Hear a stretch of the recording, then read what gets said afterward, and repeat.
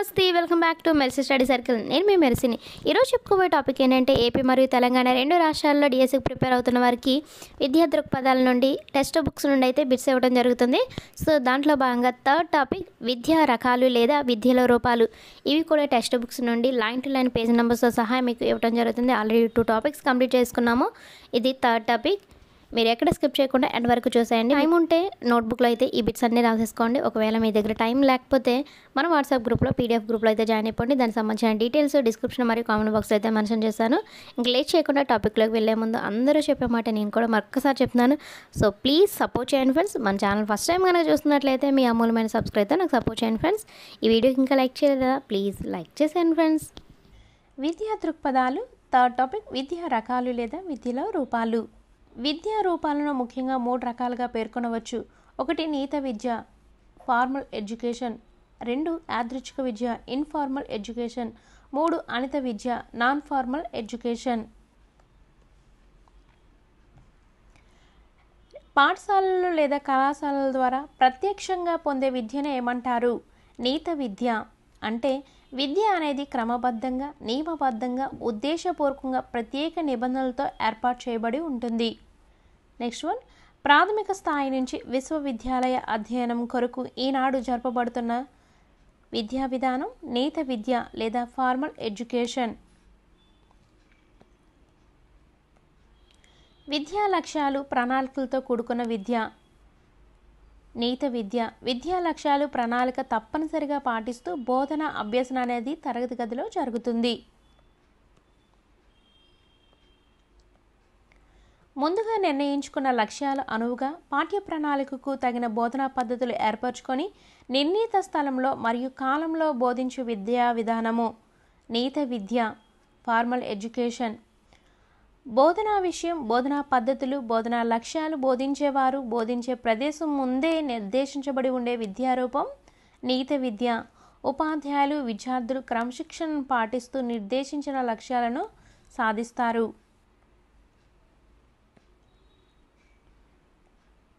ఈ క్రింది వానిలో నీత విద్యకు ఉదాహరణ పాఠశాలలు, కళాశాలలు, విశ్వవిద్యాలయాలు. ఎగ్జామ్లో నీత విద్యకు ఉదాహరణ కానిది ఏంటని అడిగాను. దాంట్లో కుటుంబం అని ఇచ్చాను. కుటుంబం అనేది నీతి విద్యకు ఉదాహరణ కాదు, అది యాదృచ్ఛిక విద్య. అయితే నీతి విద్యకు ఈ 3 ఉదాహరణలు. నెక్స్ట్ వన్, సుష్మా అనే విద్యార్థి విజ్ఞాన యాత్రకు వెళ్ళి నాగార్జున కొండను చూసి విజ్ఞానం పొందిన అది ఏ రకమైన విద్యగా పేర్కొనవచ్చు? నీత విద్య. నీత విద్యకు సంబంధించి క్రింది వాటిలో సరైనది వృత్తి దృక్పథం. విద్యా లక్ష్యాలు వ్యక్తిగతం కాదు, విధేయత తప్పనిసరి, యథాతథంగా విద్యా విధానం కొనసాగాలి. నీత విద్యకు సంబంధించి క్రింది వాటిలో సరైనది ప్రవేశానికి, నిర్గమనానికి సమయం నిర్ణయించబడి ఉంటుంది, బోధించేవాడు అభ్యసించేవానికి అందించేది, సామాజిక మార్పులకు లోనై పనిచేస్తుంది, పరీక్షల్లో ఉత్తీర్ణత తప్పడం అన్న విధానాలపైన చేస్తుంది. నిర్ణయించబడిన పాఠ్య ప్రణాళిక, విషయ భావనలు, విద్యార్థి వయస్సు, మానసిక పరిస్థితులను బట్టి పాఠ్యాంశాలు ఉంటాయి.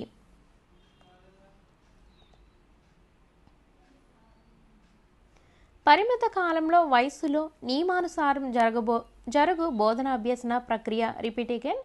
పరిమిత కాలంలో వయసులో నియమానుసారం జరుగు బోధన అభ్యసన ప్రక్రియ నీత విద్య. నీత విద్య దాని ప్రత్యేకతలు. పాఠశాలల్లో, కళాశాలల్లో, విశ్వవిద్యాలయాల్లో ప్రవేశించే విద్యార్థులకు కొన్ని నియమాలు, వయోపరిమితి, విద్యా అర్హతలు లాంటివి ఉంటాయి. ఈ సంస్థల్లో బోధనాభ్యసన కార్యక్రమాలు, పని సమయం, పరీక్షల నిర్వహణ, తరగతుల విభజన, బాలబాలికల సంఖ్య, కాలక్రమ పట్టిక లాంటివి వ్యవస్థీకరించబడి ఉంటాయి. నీత విద్య దాని ప్రత్యేకతలు. ప్రతి స్థాయిలోని విద్యా లక్ష్యాలు నిర్ణయించబడి విద్యను కొనసాగిస్తారు. ఉపాధ్యాయులు, అభ్యాసకులు పాఠ్యాంశాల యందు ప్రావీణ్యత గలవారే కాకుండా బోధనలో శిక్షణ కూడా పొంది ఉంటారు. నీత విద్య దాని ప్రత్యేకతలు. పాఠ్యాంశాల బోధనే కాకుండా సహపాఠ్య, పాఠ్యేతర కార్యక్రమాలు జరపబడతాయి. విద్యాలయాల్లో క్రమశిక్షణ ఉపాధ్యాయులకు, విద్యార్థులకు ఇద్దరికీ ఉంటుంది. విద్య ముగించిన తర్వాత అర్హత గుర్తింపు పత్రాలు అందుకోవచ్చు.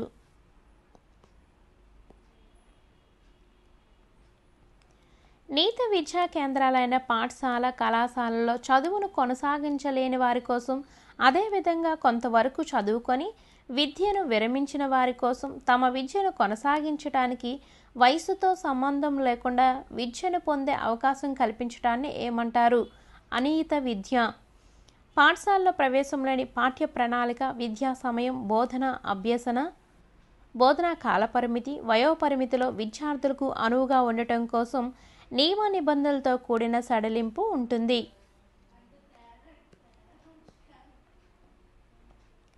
అనియత విద్యను ఈ విధంగా పిలుస్తారు: నిరంతర విద్య. నియమ నిబంధనలు సరళీకృతంగా ఉండే విద్యా విధానం నిరంతర విద్య లేదా అనియత విద్య లేదా నాన్ ఫార్మల్ ఎడ్యుకేషన్. పునఃప్రవేశం నుండి జీవితాంతం విద్య కొనసాగే విధానం నిరంతర విద్య లేదా అనియత విద్య లేదా నాన్ ఫార్మల్ ఎడ్యుకేషన్.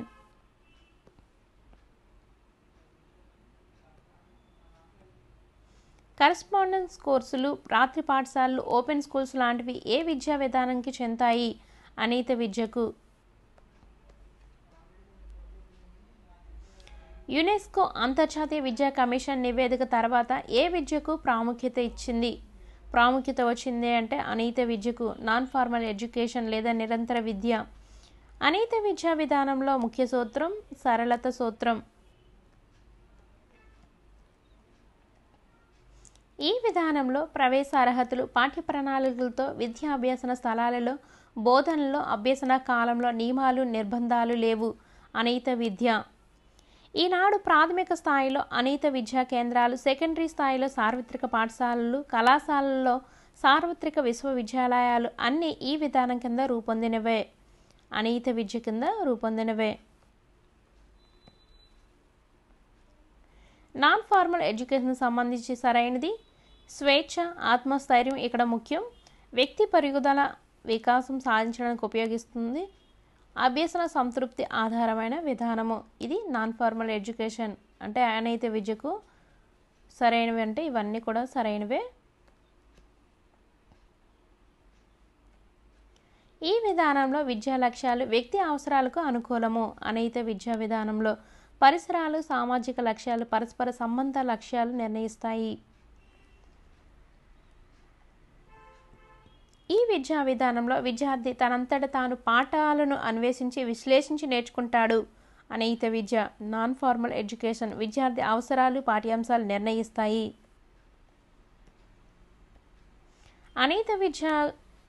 అనియత విద్యకు సంబంధించి క్రింది వాటిలో సరైనది పాఠ్య ప్రణాళిక నిర్ణయించబడదు. నియమావళి నుంచి అటు ఇటు పోవచ్చు. అభివృద్ధి ముఖ్యం. సామాజిక మార్పులు ఊహించి మార్చుకోగలదు. ఈ క్రింది వానిలో అనియత విద్యకు ఉదాహరణ దూర విద్యా కేంద్రాలు, పోస్టల్ ట్యూషన్, పరిచయ తరగతులు, ఇంకా ఉంది వేసవి తరగతులు, టీవీ, రేడియో కార్యక్రమాలు, ఓపెన్ యూనివర్సిటీ, ఓపెన్ స్కూల్, రాత్రి పాఠశాలలు, వయోజన విద్యా కేంద్రాలు మొదలైనవి. వ్యక్తి కుటుంబంలోనూ సంఘంలోనూ ఆయా నిర్ణయాలకు అనుగుణంగా జీవిస్తూ తనకు తెలియకుండానే సహజ పద్ధతులను, అనుభవాల ద్వారా తన ప్రవర్తనను సరిదిద్దుకునే విద్యను ఏమంటారు? యాదృచ్ఛిక విద్య. Informal education. యాదృచ్ఛిక విద్యను ఈ విధంగా వ్యవహరిస్తారు: ఆకస్మిక విద్య, యాక్సిడెంటల్ ఎడ్యుకేషన్. సంఘటనాత్మకత విద్య, ఇన్సిడెంటల్ ఎడ్యుకేషన్. అంటే ప్రాక్టికల్గా నేర్చుకుంటారనమాట, అకస్మాత్తుగా వస్తుందని.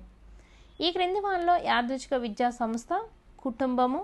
అంటే కుటుంబంలో చూసి నేర్చుకుంటాం, గ్రంథాలయాలలో చదివి నేర్చుకుంటాం, సినిమాలు చూస్తూ, టీవీ. ఇలా యాదృచ్ఛికంగా తెలుసుకునే వ్యవస్థను యాదృచ్ఛిక విద్యా సంస్థలు అంటారు, లేదా యాదృచ్ఛిక విద్య అంటారు. సో వాటి యొక్క సంస్థలు కుటుంబం, గ్రంథాలయాలు, సినిమాలు, టీవీ. నిరక్షరాస్యులైన లక్షలాది మంది ఈ పద్ధతిలోనే విజ్ఞాన సముపార్జన చేసుకుంటున్నారు. అభ్యాసకుడికి తను అభ్యసిస్తున్నానని తెలియకుండానే జరిగే విద్య యాదృచ్ఛిక విద్య. ఎందుకంటే చూసి తెలుసుకుంటాడు కాబట్టి తనకు తెలియదు తను నేర్చుకుంటున్నాడు అనే విషయం. కాలంతో సంబంధం లేకుండా కట్టుదిట్టమైన నియమ నిబంధనలు ఉండని విద్యా విధానం యాదృచ్ఛిక విద్య. అంటే ఒక నియమం, నిబంధనలు అనేవి ఉండవు. విద్యను వేరే రకంగా కూడా వర్గీకరించవచ్చు: ప్రత్యక్ష విద్య, పరోక్ష విద్య, సాధారణ విద్య లేదా సామాన్య విద్య, ప్రత్యేక విద్య. వైయక్తిక విద్య లేదా వ్యక్తిగత విద్య, సామూహిక విద్య, చేతన విద్య, అచేతన విద్య. ఉపాధ్యాయుడు అభ్యాసకుడిపై ప్రత్యక్ష ప్రభావాన్ని చూపే విద్యను ఏమంటారు? ప్రత్యక్ష విద్య లేదా డైరెక్ట్ ఎడ్యుకేషన్. ముఖాముఖి బోధన అభ్యసన సరళి ఉంటుంది. క్రింది వారిలో ప్రత్యక్ష విద్యను సమర్థించు విద్యా రకము నీత విద్య లేదా నైత విద్య. ప్రత్యక్ష విద్య అంటేనే నీత విద్య. ఈ విధానంలో లక్ష్యాలు, బోధనా పద్ధతులు, కాలపరిమితి ఉండదు. పరోక్ష విద్య. అభ్యాసకుడు పూర్తి స్వాతంత్రంతో తన అవసరాలకు, అభిరుచులకు అనుగుణంగా విద్యను అభ్యసిస్తాడు.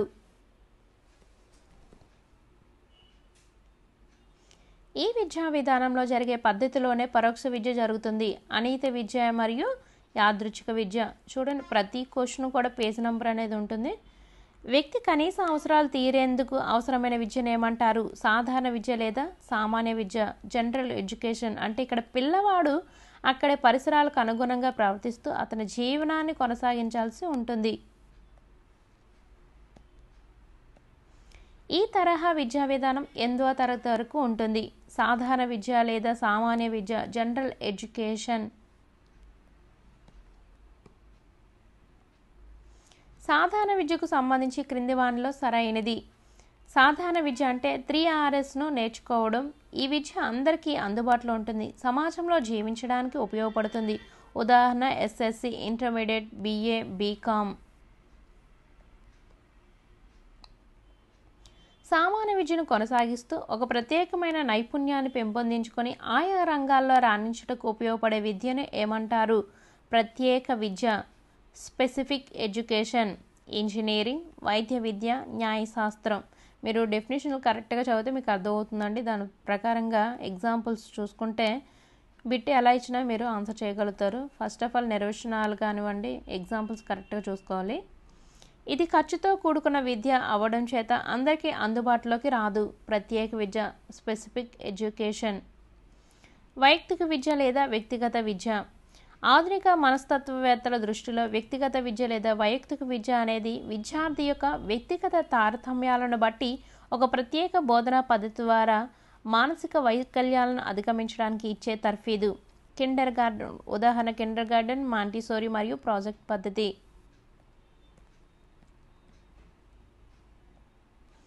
వైయక్తిక విద్యకు సంబంధించి క్రింది వానిలో సరైనది. ఒక్కొక్క విద్యార్థికి తన శక్తి సామర్థ్యాలు, అవసరాలు, అభిరుచులు, ఆసక్తులను అనుసరించి బోధించే విద్య. విద్యార్థికి స్వేచ్ఛ ఉంటుంది. వాస్తవిక దృష్టితో చూస్తే కష్టసాధ్యం. ఒక సమూహం మొత్తానికి సంబంధించిన పిల్లలకు ఒకేసారి అందించే విద్యను ఏమంటారు? సామూహిక విద్య. ఇది కూడా నీత విద్యా విధానం లాగానే ఉంటుంది. అందరికీ ఒకేసారి ఒకే విధమైన పాఠ్య ప్రణాళికతో ఒకే సమయంలో అందించే విద్య సామూహిక విద్య. Group education. ఈ విధానమే మన దేశంలో వాడుకలో ఉంది. ఒక విషయం మీద పూర్తి జ్ఞానాన్ని, దాని లక్ష్యాలను సాధించేటట్లు విషయ అవగాహన చేసే విద్యా విధానాన్ని ఏమంటారు? చేతన విద్య. ఉదాహరణ కళాశాల విద్య. అచేతన విద్య. పరిసరాలు ఎంత అనుకూలంగా ఉన్నప్పటికీ ఒక్కొక్కసారి విద్యార్థి అన్ని విషయాలను అవగాహన చేసుకోలేడు. దానికి అనేక రకాల కారణాలు ఉండవచ్చు. పిల్లవాడిని అర్థం చేసుకునే క్రమంలో కొన్ని అవరోధాలు ఉండవచ్చు. ఈ తరహా అచేతన స్థితిలో పిల్లవాడు ఉన్నప్పుడు విద్యను ఎలా అందించాలనేది అక్కడి పరిస్థితులను బట్టి ఉంటుంది. Last one. ఈ తరహా విద్య యాదృచ్ఛిక విద్య తరహాలోనే ఉంటుంది. అచేతన విద్య. సో ఇది టీచర్స్ టోటల్గా 50+ బిట్స్ అయితే ఉన్నాయి. యాక్చువల్గా ఇంకా 70+ బిట్స్ లాగా ఉంటాయి మీరు బ్రాకెట్స్లో కనుక బిట్స్ ఫ్రేమ్ చేస్తే. కాకపోతే బిట్స్గా తీసినట్లయితే మీకు ఇంకా PDF ఎక్కువ పేజెస్ అయిపోద్ది, మీకు ప్రింట్ కూడా ఎక్కువ అమౌంట్ అయిపోతుంది. సో అందుకని అక్కడే బ్రాకెట్స్లోనే మీకు కుదించాను. ఎక్కడ బిట్స్ అయితే మిస్ చేయకుండా మీకు ప్రతిదీ కూడా బ్రాకెట్స్లో కూడా ఇచ్చేసాను. మన ఛానల్లో మీకు ప్రతి బిట్ కానివ్వండి, ప్రతి లెసన్, ప్రతి సబ్జెక్టు కూడా ఇలాగే ఉంటాయి. పేజ్ నెంబర్స్తో ఖచ్చితంగా టెక్స్ట్ బుక్స్నే ఫాలో అవుతుంటాయి. సో ప్లీజ్ మన ఛానల్ మీకు యూజ్ అనిపిస్తే ఖచ్చితంగా మీ అమూల్యమైన సబ్స్క్రైబ్తో నాకు సపోర్ట్ చేయండి. మీ ఫ్రెండ్స్కి కూడా షేర్ చేయండి. షేర్ చేయడం ఇష్టం లేకపోతే అట్లీస్ట్ లైక్ అయితే చేసేయండి. లైక్ చేయడం ద్వారా చాలామందికి షేర్ అవుతుందని విన్నాను. సో ప్లీజ్ సపోర్ట్ చేయండి ఫ్రెండ్స్. మీరు చేసే సపోర్ట్ ద్వారా ఇంకా వీడియోస్ చేయాలని తప్పని ఎక్కువగా ఉంటుంది. సో ప్లీజ్ సపోర్ట్ చేయండి. ఈ వీడియోకి ఇంకా లైక్ చెప్తే ప్లీజ్ లైక్ చేసి అండ్ ఫ్రెండ్స్ మరిన్ని అప్డేట్స్ కోసం మన ఛానల్ చూస్తూ ఉన్నాడు. Thank you for watching.